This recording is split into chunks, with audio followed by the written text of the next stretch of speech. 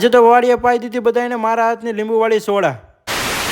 હરણ મહાદેવ અને જય માતાજી. બા અહીંયા સૂતા હતા ને પછી આપણે થઈ ગયા હતા મસ્ત નાહી ધોઈને કમ્પ્લીટ અને પછી આપણે નીકળી ગયા હતા વાડી બાજુ જવા માટે, કેમ કે આખો યાર ઘરે રહીને તો કંટાળો આવતો હતો. પછી મેં કીધું વાડીએ ચક્કર મારી આવી, પછી ગાડીમાં ચડાવી ચાવે ને પછી ગાડી લઈને નીકળી ગયા આપણે ગામ બાજુ, કેમ કે ગામમાં આવીને મેં કીધું ને વાડીએ જવું છે ને મેં સોડા બંધી લો, કેમ કે આ બધા તડકાના તપાઈ ગયા હોય ને એટલે સોડા લઈ લીધી હતી અને સાથે આપી દીધું તો મસાલો, સોડા સાથે મસાલો જોઈએ છે. અને પછી મસ્ત પાછો આવી ગયો આપણે ઘરે, કેમ કે મેં તો લીંબુ લેતો જાઉં ને મેં કીધું, અને પછી ફ્રીજમાંથી બધા લીંબુ લઈ લીધા. મેં તો બધાને લીંબુવાળી સોડા પાઈ દેવાના, બધી વસ્તુ લઈ લીધી અને પછી આપણે થઈ ગયા હતા વાડીએ જવા માટે તૈયાર. અને પછી નીકળી ગયા આપણે વાડીએ, અને સાચા છે બહુ જ તડકો હતો. અને પછી આપણે ફાઇનલી આવી ગયા તો વાડીએ, જ્યાં તો જાય બધા ઉઠા જતા. અને આજે તમારો ભાઈ બેસી ગયો સોડા બનાવવા, કે બેન કે આજે છે ને તારા હાથની સોડા ભાઈ. મેં સારું ચાલે છે, મારા હાથની હું સોડા પાઈ દઉં. લીંબુ મસાલો નાખી દીધો હતો મેં, પછી મેં કીધું બેન તું આજે સોડા ભરી દેવા, કે સારું ચાલો. અને સોડા મસ્ત બેને ભરી લીધી હતી.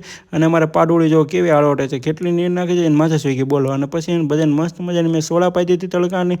અને આ વિડીયો તમને સારો લાગ્યો હોય તો લાઈક કરી દેજો, અને મોર વિડીયો જોવા માટે સબસ્ક્રાઈબ કરી દેજો.